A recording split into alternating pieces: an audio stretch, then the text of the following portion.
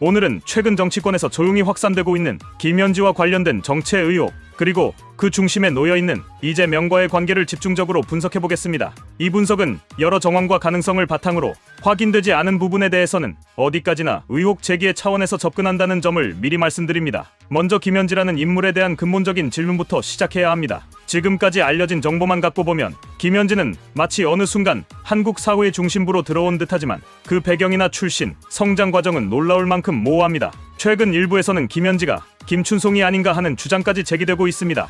김설송의 경우 북한 내부에서 보는 사람이 있었고 탈북민들도 어느 정도 증언을 내놓았습니다. 반면 김춘송은 존재 자체가 거의 알려져 있지 않을 정도로 베일에 쌓여 있습니다. 얼굴조차 공개된 적이 거의 없으며 생애나 행적에 대한 기록도 미흡합니다. 일부 네티즌들 사이에서는 김춘송이 북한 내부가 아니라 중국 연변의 조선족 학교에 체계적으로 배치됐다는 이야기도 나옵니다. 북한 내부에서 백두혈통의 구성원이 두각을 드러내기 시작하면 내부 권력 투쟁의 표적이 되기 쉽기 때문에 오히려 외곽으로 빼돌려 키우는 전략을 택했을 수 있다는 분석입니다. 특히 김정일 시대의 후계 구도는 언제든 급변할 수 있었고 그 안에서 장녀인 김설송은 북한 내에서 활동했지만 차녀는 오히려 외부에서 양육되며 잠재적 위험을 회피하는 구조였을 가능성도 거론되고 있습니다. 이 지점에서 김현지라는 인물의 행적을 보면 마치 북한과 중국을 잇는 특수한 루트를 경험한 사람만이 보일 수 있는 이중적 정체성이 드러납니다. 행보를 보면 친중에 가까운 듯하다가도 여러 지점에서 친북 성향을 보이고 그 방향이 일정하지 않습니다. 그런데 오히려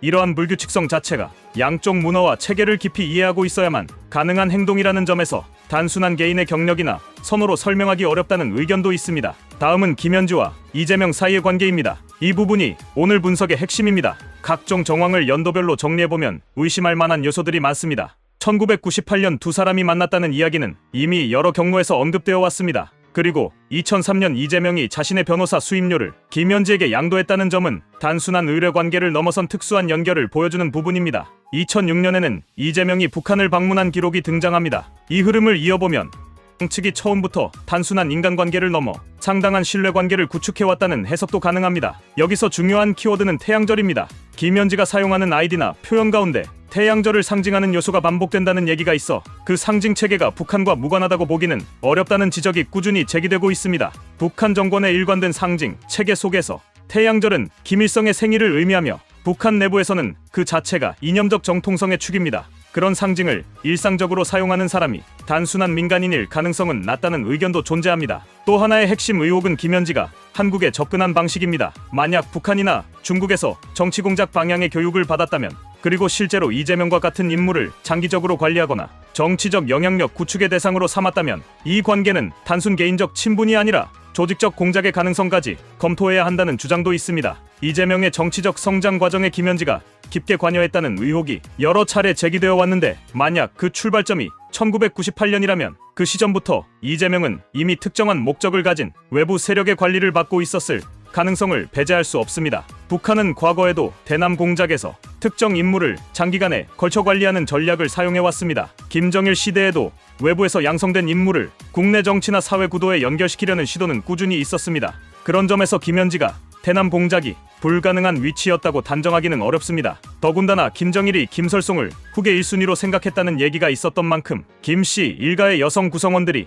단순히 후방에만 머물렀다고 보기 어렵습니다. 실질적으로 김정은의 후계가 확정되기 이전에는 여러 가능성이 열려 있었고 백두혈통 구성원을 외부로 보내 다양한 국가적 공작이나 정보 수집을 수행하게 할 필요도 있었습니다. 북한과 중국의 관계를 고려하면 중국에서 교육받고 활동하는 백두혈통 구성원의 존재는 전략적으로 충분히 고려될 수 있는 선택이었습니다. 시간대를 다시 정리해보면 2006년 장성택이 급히 북한으로 복귀한 사건과 2006년 이재명의 방북 시점이 거의 일치합니다. 당시 김정일의 건강 이상설이 돌고 있었고 북한의 내부 권력 구조를 둘러싸고 긴장이 고조된 시기였다는 점을 고려하면 외부 네트워크를 빠르게 재정비하고 내부 후계 구도를 다지기 위한 움직임이 있었을 가능성도 있습니다. 이런 상황에서 이재명이 방북했다는 사실 자체가 김현지라는 인물을 매개로 한 더 큰 구조의 맥락 속에 있는 것은 아닌지 의문이 제기되는 부분입니다.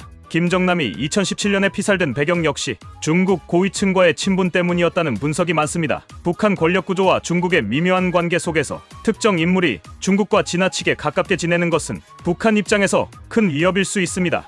그런데 만약 김현지가 북한과 중국을 잇는 중간 지점에서 훈련받고 활동했다면 이런 양측 구조를 누구보다 잘 이해하고 있었을 가능성이 있습니다. 이 지점에서 다시 한국 내부로 시선을 돌려야 합니다. 김현지가 어느 순간부터 한국 정치권 및 주요 정계 인물들과 접촉하기 시작했고, 특히 이재명과의 관계는 매우 긴밀한 것으로 알려져 있습니다. 단순한 지인 관계라고 보기에는 너무 깊숙한 곳까지 연결되어 있다는 느낌이 드는 것도 사실입니다. 만약 이재명 주변의 여러 문제가 김현지와 관련되어 있다면 이는 단순한 사적 관계 또는 개인의 선택을 넘어 국가 안보 차원의 문제로 비화될 수 있습니다.